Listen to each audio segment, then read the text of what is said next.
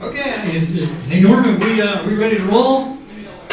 We're ready if you are. Okay, well I'm ready to swing the table. Oh yeah, take it. Okay, well welcome everyone. This is an incredible turnout for Vibroplex, and there's a historical connection here with a very, very famous key that is of course still in production today. And so we're going to go a little bit of the history as to why we in Norcross are interested in Vibroplex.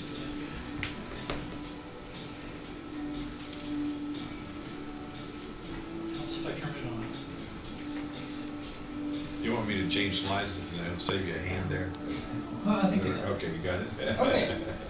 This whole story is really a tale of two telegraphers. I love saying that word, so I just work it in every time that I get, every chance I get here. And of course, probably anyone who's a Vibroplex fan knows about Horace Greeley Martin.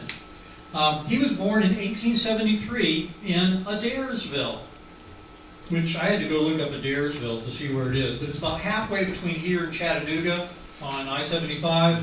So I'm sure Horace had no trouble getting commuting up and down I-75. I-75. Because we all know that he was a man ahead of his time. It was Sherman still under also repair used then. Yeah, his Sherman used I-75 and then I-16 to Savannah.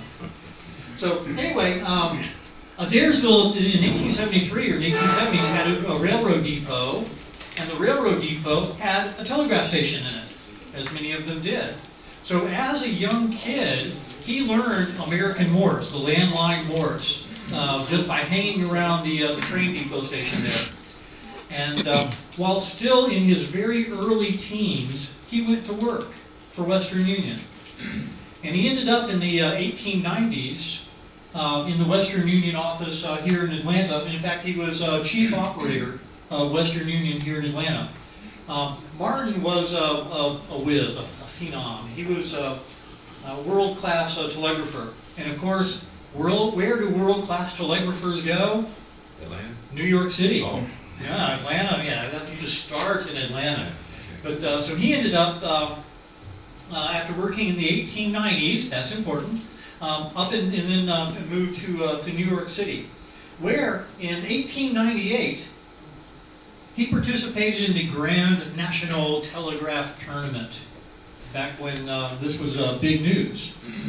And he was one of the top receivers. He actually would have won the contest. This is going to remind me of like high school here. But you had to put, I think it was your name at the top of every sheet of paper. And he only put his name on the first sheet. So the bureaucrats. Yeah.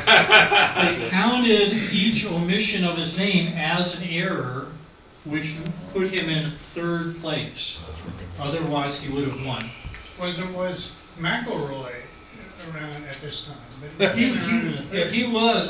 That name wasn't one of the first two winners. So I don't know if he even participated in the contest. But the grader was Mrs. Linthicum. She was my third grade teacher, and she did the same thing. She was about old enough to do that. Could have been. But notice I said he participated only in the receiving part. Well, by 1898, good old Horace Martin had developed what they used to call glass arm, or telegrapher's paralysis. And that's because they used straight keys. And on a typical press run shift, I mean, he was a press telegrapher for the Associated Press. On a typical shift, he would send 20,000 words with a straight key. And for those of you who meandered around, they copied using the sounder, the clickety-click-click. There was no tone. So, I mean, just the whole idea of copying, but also just sending. And, nowadays we call that carpal tunnel syndrome. yes. But, occasionally, you can get it using a mouse and so forth, but can you imagine using, I've tried to, I can't send really more than 12, 13 words a minute on a straight key.